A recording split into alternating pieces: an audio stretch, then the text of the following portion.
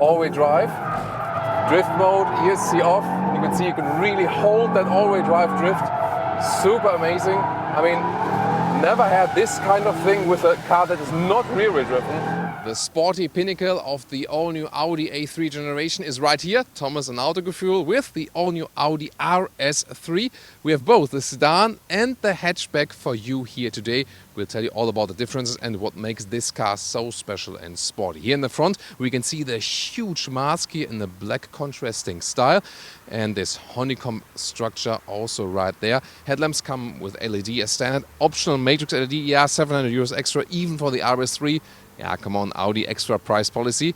And here with the signature in the bottom part here, there will be a very interesting feature to come up very soon. Look forward to that. Then lower part also very strong styling right there.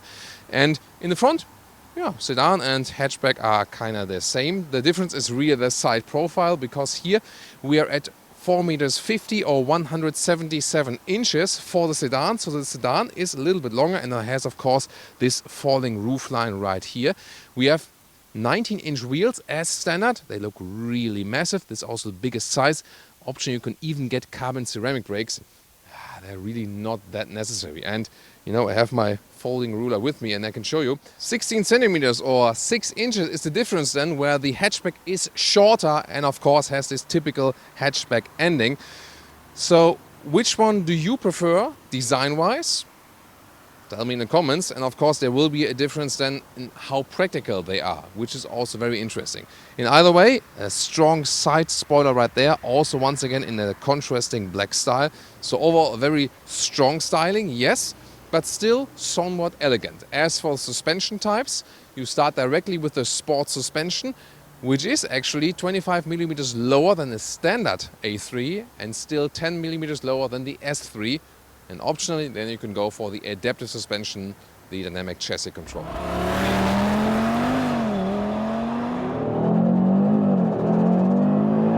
If you have the matrix LED, there's a very nice welcoming show when you open up the vehicle in the top and also in the lower part. The interesting thing, maybe you've seen it, at the right side there, or from your perspective at the left side, you have this, just kind of show, in the lower part of the LED. But on the other side, here, then on the other side, you can see here, RS3. Interesting, yeah, we've never seen it with a vehicle that kind of states its own name, but just on this one side. And now towards the rear, this is of course a crucial difference as well. The hatch, the typical, let's say, Volkswagen AG hatch form, here also for the Audi A3, modern tail lamp signature. That's actually very cool here. Really three-dimensional in all these accentuations, for example, here in the high gloss black once again. And with the sedan, you have this additional spoiler right here and the more classical shape here. So, yeah, it's really a tough choice. Both have something special, don't they? Of course, in the US, for our friends in the US, the sedan is the model to go for. In Europe, people rather go for the hatch because it's also available there. In both cases, Autogefühl fake exhaust alert from the Autogefühl fake exhaust police. Well, yeah, so the real exhaust is on the inside. The outside part is the most, impressive one. But yeah, I'm not sure if this was really needed. Yeah, and also in both cases, 290 kilometers an hour or 180 miles an hour is the top speed. Not sure if we're going to achieve that today. The good thing for me today, well, I don't have to decide yet which one I go for. Here, by the way, also in the rear, very interesting startup and goodbye signature, right? Wow, what a shot, look at that. This is the turning signature, or when you put the hazard lights on, really nice. And in this case, in the front, even more spectacular. Well, really, two cars are better than one, aren't they? Oh, and also very fancy here, this projection here, the puddle light from the doors then to the ground, always a nice feature.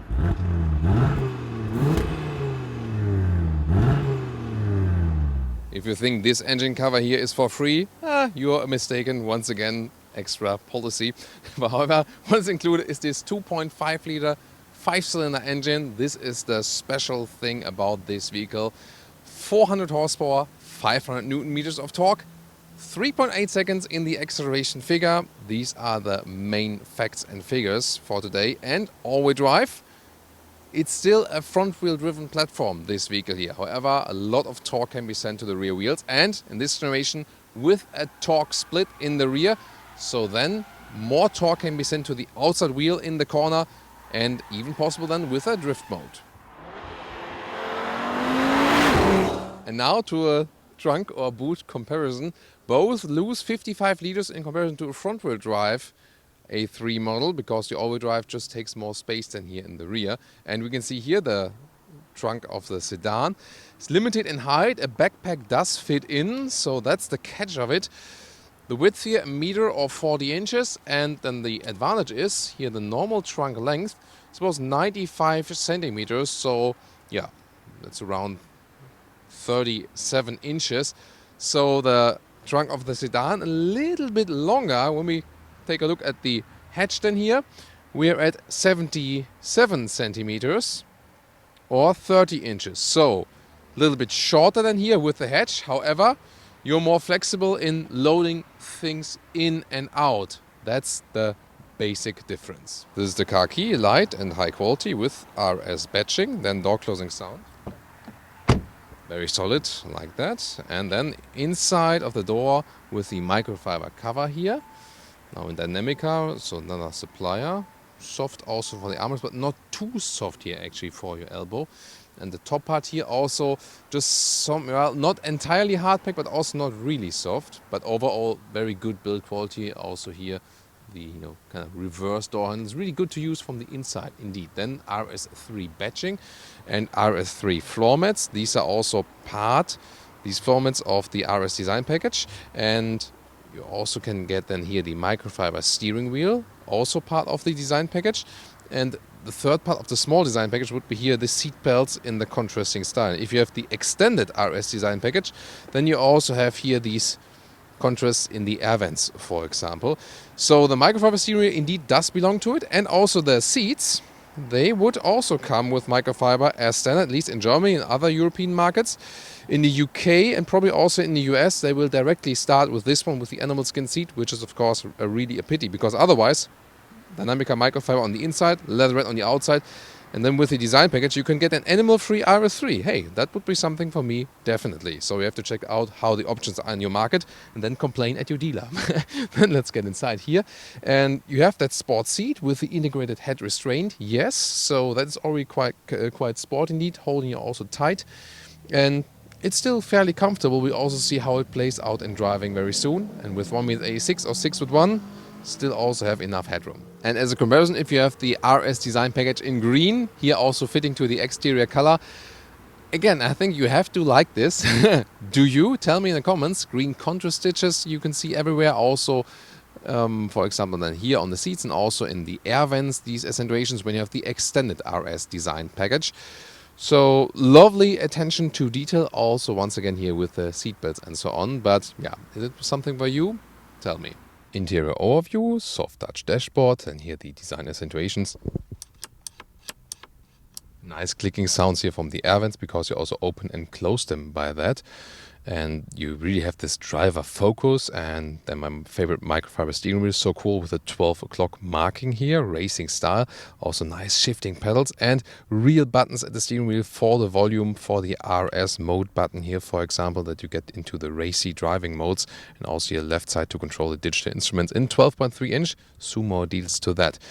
Rather on the right side here, 10.1 inch infotainment system, all via touch, but it has actually an easy menu structure. Also soon more deals to that. And yes,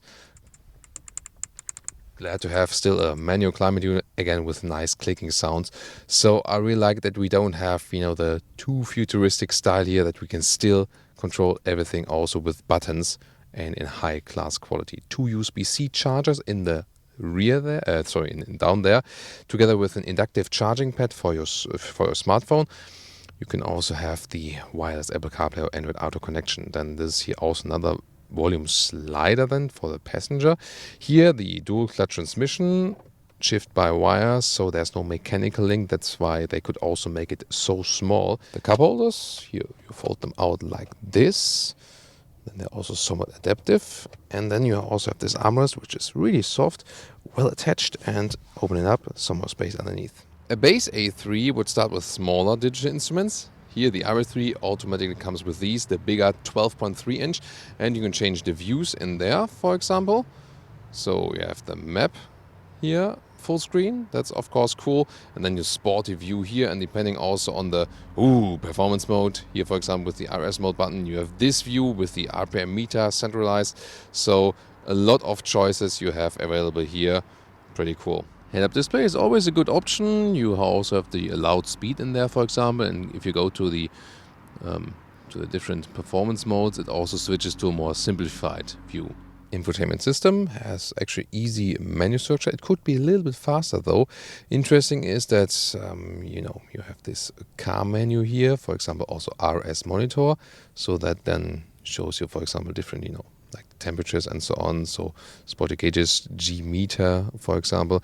And when you go for the driving selector or the RS mode button, you can see here in the drive select efficiency mode. That's really interesting. Predominantly front wheel drive. Auto mode really adapts to, for example, when you start to drive faster, also the suspension stiffens up. In dynamic mode, the adaptive suspension is always a little bit stiffer then. And dynamic mode already has, let's say, a rear wheel, let's say, focus, because maximum is always 50-50. So there's no, there's still a front wheel bias in a way, but then in dynamic mode, even less. And then you also have RS performance mode settings where you can really individualize your own stuff.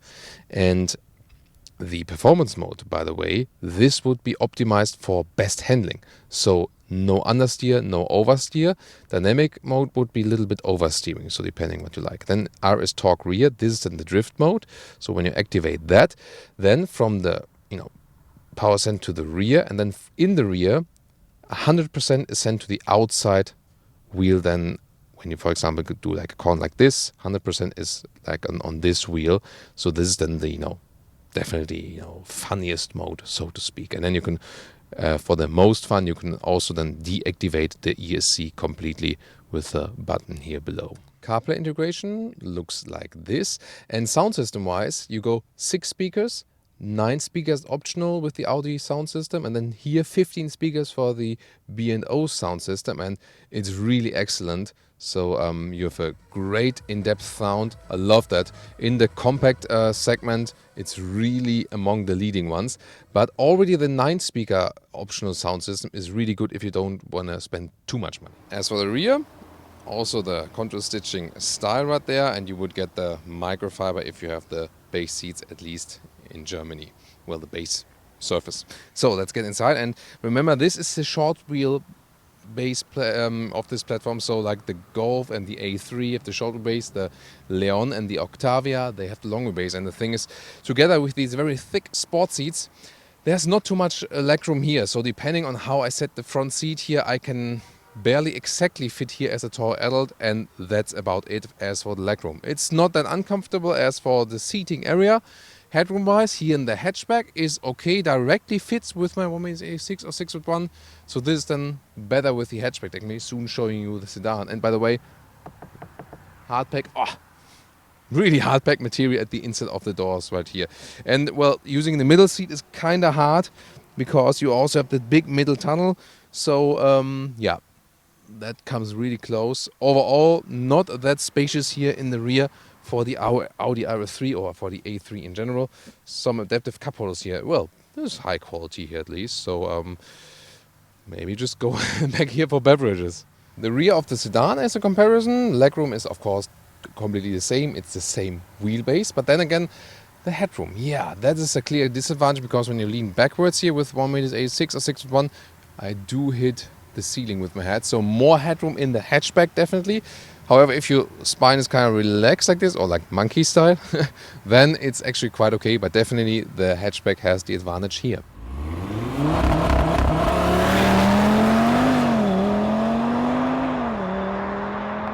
Launch control, 0 to 100 kilometers an hour or 62 miles an hour. Let's go.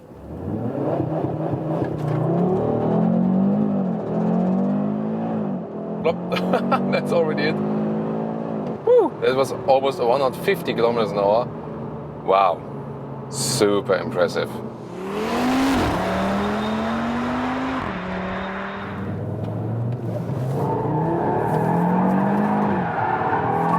Alright guys, and now it's about drifting time. Second gear in this roundabout. Wow. And I mean, it's dry road. We're not on an ice lake, and this is not a rear-wheel driven car. We have all-wheel drive, drift mode, ESC off. You can see you can really hold that all-wheel drive drift. Super amazing. I mean, never had this kind of thing with a car that is not rear-wheel driven. That is really wow. Super impressive, and it's not too hard to hold the drift. And once again, this is dry road. It's not an ice lake. I can really very well hold it. It almost feels like I'm up here in Sweden again on the lake. Well, what else there is to say?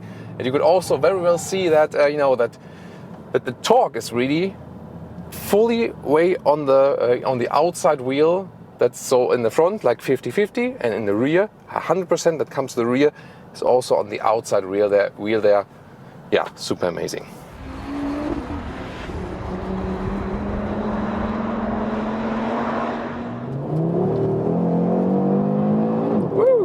Welcome everyone, Thomas's Performance Driving Lounge today with the Audi RS3. And no matter if you go for the hatch or sedan, they both have the same wheelbase and do perform like this. And you know, this is originally a front wheelbase platform. We're in the dynamic mode with the ESC Sport mode. Dynamic mode gives me a little bit more play definitely, and also puts this torque split in a way that I have more torque at the outs of the wheels. So this is less front wheel biased feeling then, and that's indeed what it delivers here. Really hard on the brakes. Circuit today in Greece near Athens, and this 5-cylinder engine delivering me great performance.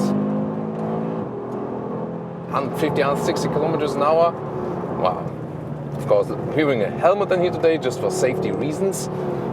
But the thing about this vehicle is it has a great handling, so balanced, and you know, all-wheel drive, I can really stay on the gas although we are in the corner. That's a special thing. With the rear-wheel drive only vehicle, I would have to be a little bit more cautious, but you know, I can really just, wow, holy moly, what the hell? Like an all-wheel drive drift out of the corner. This is so amazing. So this torque split in the rear is working tremendously. Again, you don't have the rear-wheel bias feeling in the way that it's a rear-wheel driven car, but you have no front wheel bias. That's the thing, you know, with the all-wheel drive plus torque split. Wow, and I can tell you, this drives so phenomenally. Wow, I'm super amazed.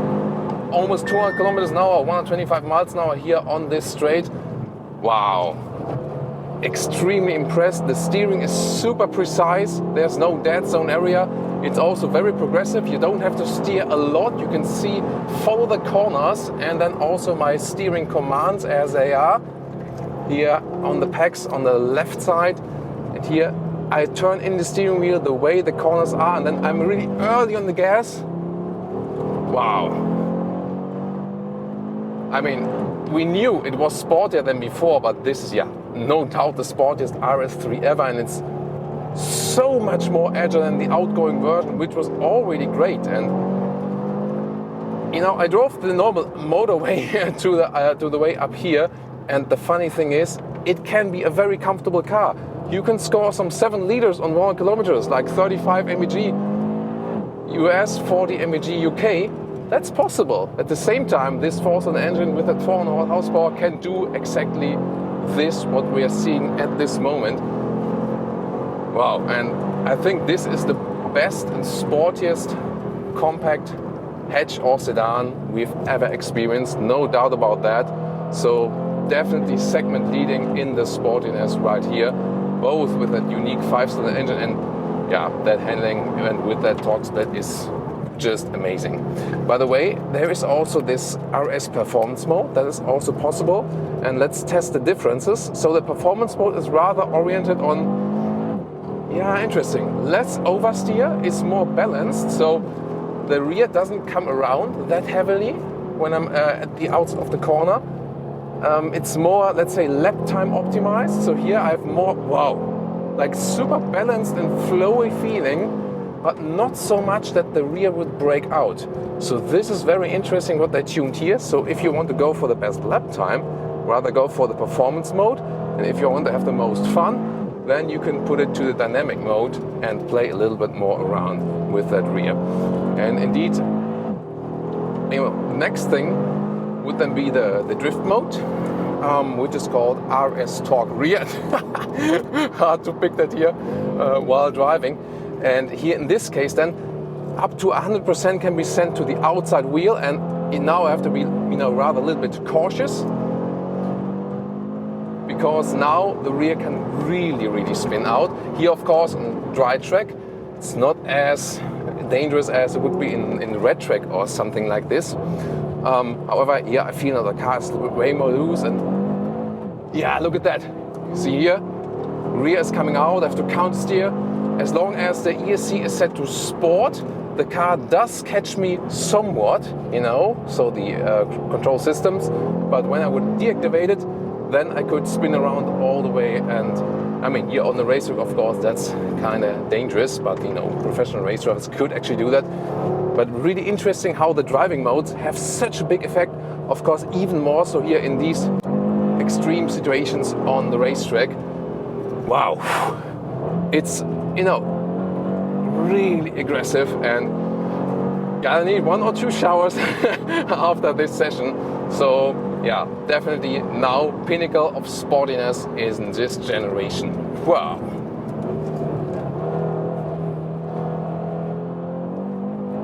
Woo.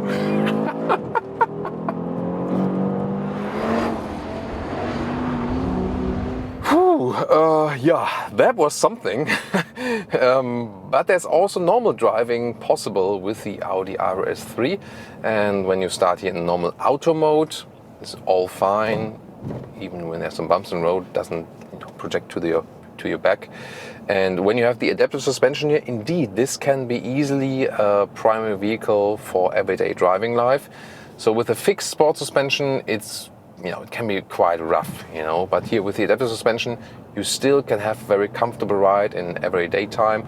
Slalom here, by the way, easy control of the steering wheel in normal driving mode. And it's really interesting that when I go to the efficiency mode, it's basically front wheel drive all the time for biggest efficiency. And I told you already on the racetrack, on the racetrack talking about fuel efficiency, that was something as well. 7 liters, 1 kilometers. 35 mpg US, even 40 mpg UK would be minimum, like cruise control, 100 kilometers an hour, 60 miles an hour, cruise control, not change it, minimum consumption. So that 5-cylinder together with the efficiency mode is capable of very good fuel efficiency indeed. And yeah, even in dynamic mode, when you have the ESC on, you can drive it also on public roads, for example. But again, watch out due to that torque split. But when the ESC is on, it is already, it's still possible. And the sound node is also optimized a little bit then, and it is just fun, to accelerate out here. For example, when I'm here on that road and I need to get on the road, it can even be a safe thing, to accelerate a little bit faster.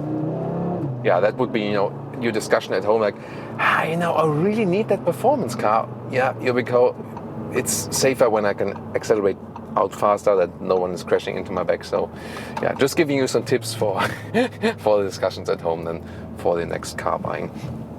In a dynamic mode, of course, you lose a little bit of comfort from the suspension, but it's still quite okay. And this car really masters that compromise between sportiness and comfort very well.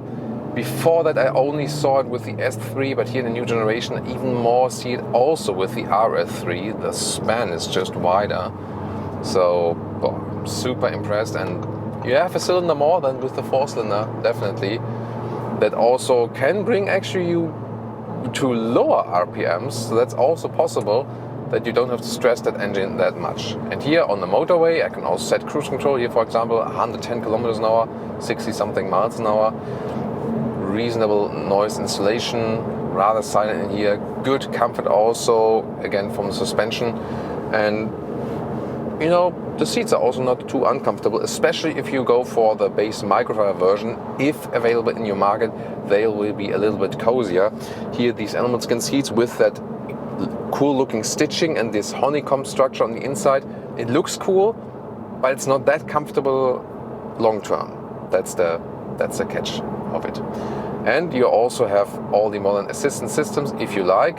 So you can, for example, have distance to the car in front of you, and also the lane can be kept. So you can activate or deactivate it here, left next to the steering wheel, how you want that to have. Only thing here with the steering wheel, 12 o'clock mark, and the dashboard, we find it in a lot of MQB platform cars and Volkswagen AG. Sometimes I feel it's a little bit offset how the steering is straight, you know. It might just be a visual thing, but you just see it, you know. My hair's okay, by the way, after wearing that helmet. So here, for example, when I'm going like straight, I sometimes feel like I have the steering wheel a little bit more to the right or something, you know. So it's just a little bit. It's worse in the Skoda Octavia, for example, than here. But it was to me, in a way, notable here. Like that's, see here, that would be running straight, but then I go to the left, and this is straight, and I feel that the steering is a little bit to the right. Not too extreme, as I said, but something that is somehow notably for me. So once again, very good motorway vehicle as well.